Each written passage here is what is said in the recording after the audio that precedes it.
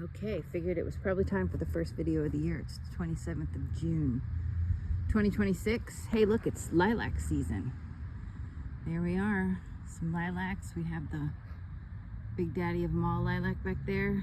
Clematis is going well. Just got the giant cabbage bed planted, not giant yet. Early season color with some annuals. The veggie bed currently is nothing but Iceland poppy, which we leave it till the veggies get in there, and we'll clean out a little area soon to plant some veggies. But it's just wonderful with all the poppies.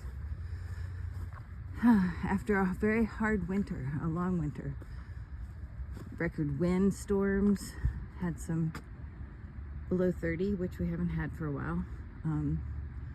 It was a strange winter. All the snow cover blew away. We lost some things that were long time garden, very hardy plants, so we're not sure what happened, but we're about 3 weeks behind. We're catching up. This is the clematis arbor, and we have a giant sweet pea display. It's going to be part of it this year. Coming in, we did a white focus box with some angel wings, white cabbages, and you can see back to artichoke bed with some shoe flies and cleomes as friends this year. Raspberries are coming along.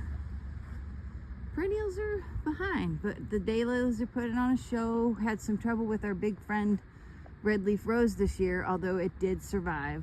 The meadow sweet here, which is abundant, along with fireweed, is got buds all over it, and these pink lupin are kind of the star right now. Cut a little trail through the main perennial garden so people have multiple ways to access the back 40. There's a lilac, the garden, and this fern, beautiful fern, large fern, and the geraniums, wild geraniums, woolly geraniums are coming on well this time of year. It's sort of a meadow of grass and geraniums back here. Some of the grass we leave just for the meadow effect, some we take out. Duchess de Nemours, large white peony. Funny thing, 3 weeks late, but peonies are about 2 weeks early, so go figure. But yeah, the geraniums are just spectacular right now, filling space in the perennial gardens.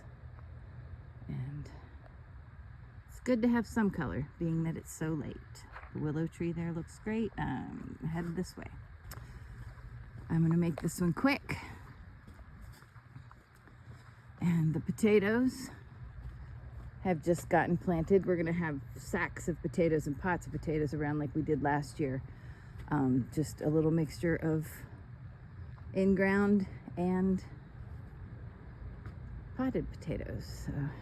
Posing through some of the perennial beds again. Funny thing, we started this tutti frutti, two of these tutti frutti dahlias, the whole mass of tubers we started around the middle of April, and this is the earliest we've ever had dahlias bloom.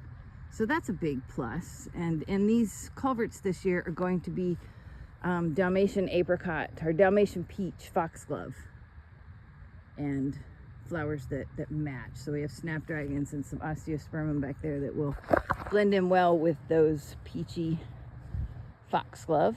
We're looking forward to that. And they're an annual foxglove rather than a biennial, so they're going to bloom first year. This one's a colorful bed cleome and shoe fly, and a couple of the osteospermum marguerite daisies. So yeah, basically it's a waiting game right now. All of these perennial beds, we've tucked dahlias in amongst the peonies. There's still a host of weeding to do, as always. Never stops.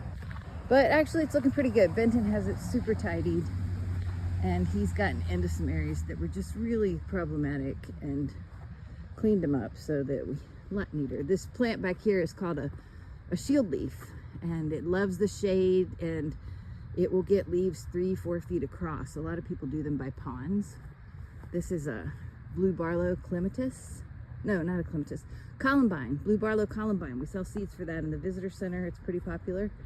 And back along the back, it's blooming mostly on the far side, is a Scotch rose, the white rose, and that's our native plants. Goat's beard, the white spray, and this giant thing is a cow parsnip. In the carrot family, it's one of the native plants of Alaska.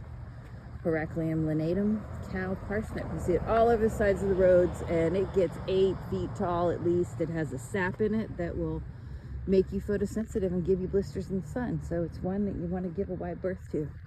Going along some Scotch rose here, and native plant again, Devil's Club. It has spines on the bottom of its leaves, which give you a nasty little pussy blisters if you get involved with that. It grows along moist, shady hillsides in Alaska, and it's a cool plant, but don't want to touch it.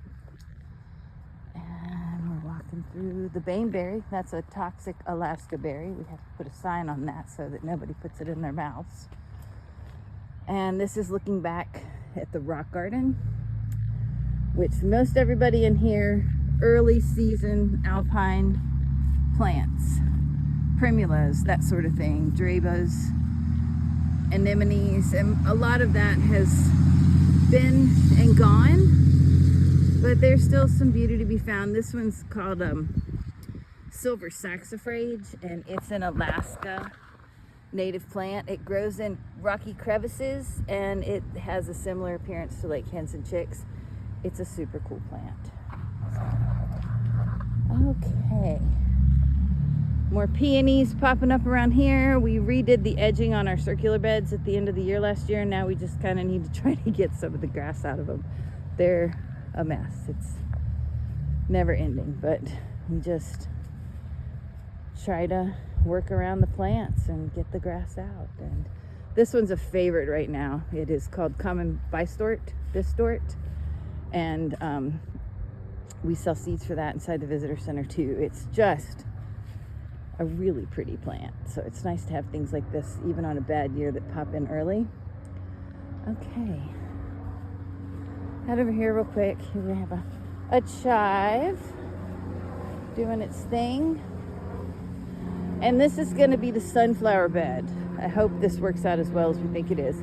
Small suns at the end, grading up to 3-4 foot sunflowers, then tall multi-branching sunflowers all the way down and small on the other end. We have daisies, Marguerite daisies around it, calendula, cosmos in the middle. So there's a lot of hope that this turns out great.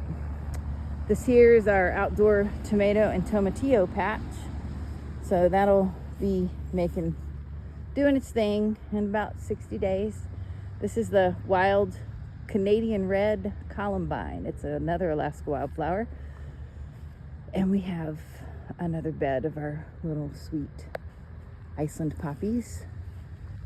This is an annual bed. It's going to be snapdragons, marigolds, and more of those white Senecio, the angel wings, Dusty Miller on the sides. It's going to be white marigolds with that white Dusty on the side, and then colorful stuff in the middle, lettuce, and I think those are kohlrabies. Lettuce and kohlrabies, yeah, are kind of hanging out in these two places. Kohlrabi, and we have some greens that we did from seed this year. We need some thinning of arugula, tatsoi, it's a mustard green, and then our Swiss chard. This little rain that we've had has really made everything really happy. So it's good. It's too dry. We need a little rain. Another one of the Tutti Frutti dahlias. And this year we've done our big tall nonstop begonias in tall pots, so they're up at eye level and it's easier for people to enjoy them. There's another one underneath the Evans cherry trees here, another pot. And this is one of our little shade gardens. It has a cynoglossum, an Asian forget-me-not. Not our native Alaska forget-me-not, but this one grows a lot bigger, gets bushy, and we're hoping that the blue matches in with the blue Himalayan poppies that we have. It's hard to see that one, it's down facing, but we have a lot of Himalayan poppies, Clarkia, the sweet little alyssums, little clumps of alyssum, joined by that forget-me-not, which they all love a little bit of shade because we get some shade from, can look back through here, and we get some shade from that choke cherry tree that is back there. Sort of blended this garden in to that one a little bit with some foxglove and the blue poppies. And funny enough, the thing, even though it's not very sunny here, the rudbeckia are really happy. So we'll have some big prairie sun rudbeckia coming up in this bed as the season progresses.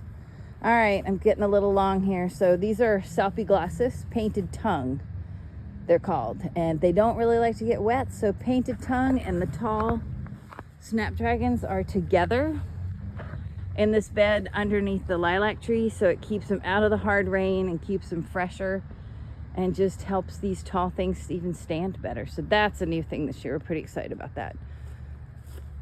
Okay, we're gonna head on out. It's June the 27th, 2026. We're getting visited by some of the swallows that live at the school next door. They're pretty fun. They're over here keeping bugs out of our way. All right, everybody, have a good night.